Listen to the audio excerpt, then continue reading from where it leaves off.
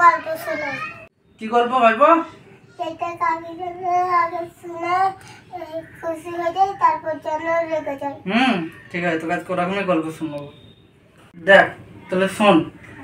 একজন এখন ওপরওয়ালাকে বলছে যে, ওপরওয়ালা আমাকে একটা এমন বউ দাও যে আমার সব কথা শুনবে, আমার সেবা করবে, আমার থেকে চিল্লে কথা বলবে না, আমার সব কথা শুনবে, ঠিক আছে?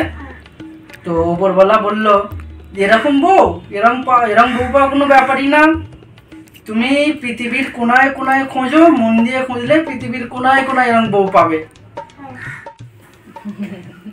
তারপর ওপরওয়ালা পৃথিবীটাকেই গোল বানিয়ে দিল। নাও খেলা, এবার খোঁজো।